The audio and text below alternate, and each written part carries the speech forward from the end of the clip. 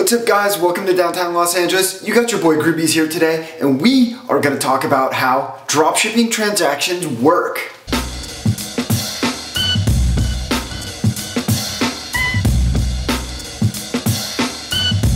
If you're just getting started with your own clothing line and considering whether dropshipping is a good route to take, or if you have an existing clothing line that you're not dropshipping yet with, but you're also thinking like, should I be doing this next product or this next collection as dropshipping instead of how I'm doing it today? This video is for you. Basically, by the end of this video, you'll have more insights about dropshipping and be able to make a better decision as to whether or not you should proceed with that. So let's start off just by answering a quick question. What is dropshipping? Dropshipping is basically a way of doing business where you're not touching the product at all. You're on the front end, you're selling your products to your customers, but on the back end, you're working with a partner, either a fulfillment or a manufacturing partner, to make and ship your products directly to your customers. So there's a ton of advantages to dropshipping. There's a couple disadvantages, but today let's really think about the dropshipping transactions themselves, as they lend a lot of insights as to whether or not dropshipping will be a good model for you. So every dropshipping transaction is actually made up of two transactions. The first transaction takes place between you and your customer, where they're buying a product from you. And that's a great opportunity for you to set all the right expectations with your customers that you want to set, in terms of how you want to describe that product, in terms of how you want to market and position that product, the photographs on your website, whether or not you want to charge for shipping, what your refunds and returns policy is. All of those things are part of the transaction between you and your customer. Basically meaning that you have a lot of control up front in terms of managing your customers, getting to know your customers, providing service for your customers, and really managing that relationship with your customers. There's so many elements up front there that you have control over if you're gonna be doing dropshipping. And then the second transaction that occurs every time that you do a single dropshipping transaction is the transaction between you and your manufacturer. And so as soon as your customer places that order with you, behind the scenes, you're placing an order with your product manufacturer to basically fulfill or to make and fulfill that product and ship it directly to your customer. And on the second transaction, you probably have a little bit less control over all of the elements of that transaction. You probably have a pre-negotiated rate that your manufacturer is gonna fulfill that product for. So if it's like a printed t-shirt, maybe it's like 10 bucks or 12 bucks that they'll fulfill that t-shirt for.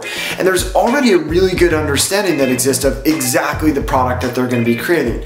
You know, it's a white shirt with a digital print on it and a hem tag sewn on the hem of the t-shirt. And then there's probably a pretty good understanding as well about how long it's gonna take them to make and fulfill that product. Hopefully it's something like under a week time, that product's gonna be in the mail and already on its way to your customer. And then there's also probably an existing understanding of how it's gonna be shipped. Like, hey, these are the different shipping methods that we'll use. These are the different rates that you're gonna get and be able to ship with. So understanding like where you have control in the different transactions is super, super important, and it helps you make good decisions when it comes to dropshipping. Because here's a couple scenarios. Like if you know your manufacturer is gonna charge you $4 to ship a product for you, on the front end transaction with your customer, you have a bunch of choices. You could choose to pass that cost on to your customer and charge your customer $4, basically keeping your shipping costs and your shipping revenue directly aligned. So you can feel confident like, hey, as I'm selling these things, I already know what they're gonna ship for, I'm charging that money, I'm cool, I'm not gonna be losing money or making money on shipping. Another thing to consider is returns, and how are returns going to be handled, and what is your return policy going to be? A lot of people who might be purchasing your products will want a good returns policy, like, hey, if I don't like it, I want to be able to send it back. But on the other side, if your manufacturer is making things on demand for you, your manufacturer is probably thinking like, no returns, because I printed this t-shirt just for you. Me returning it, it doesn't really make sense. The manufacturer's not gonna wanna hold your inventory for you if they're making stuff on demand for you. So on the return policy, if you wanna give a really good return policy for your customers, you might need to take those returns yourself and then reorder another product for them, which it could get expensive. You could end up holding a little bit of inventory over time, but hey, if you have that t-shirt, maybe the next customer that buys it, you can fulfill it directly and cancel the dropshipping order with your manufacturer. So understanding like how the transactions work and where you can set good expectations, hopefully that gives you a better understanding of where you can have a lot of control in your dropshipping business in terms of managing those relationships with your customer, and understanding where you don't have as much control and where you kind of want to work around different things in your dropshipping business. All right, well, this is your boy Groovies, over and out. If this video was helpful for you in terms of understanding dropshipping and whether or not it's good for your clothing line, please give a quick thumbs up down below. If there's any questions that this video brings up in your mind, don't hesitate to drop that in the comments box. Last thing, if you want one video a week of building your clothing line from scratch, getting started, or growing your clothing line, quickly subscribe. It's just a video a week. They're only a couple minutes, and we're just keeping the learning going. All right, that's your boy Groovies, over and out, guys. Peace.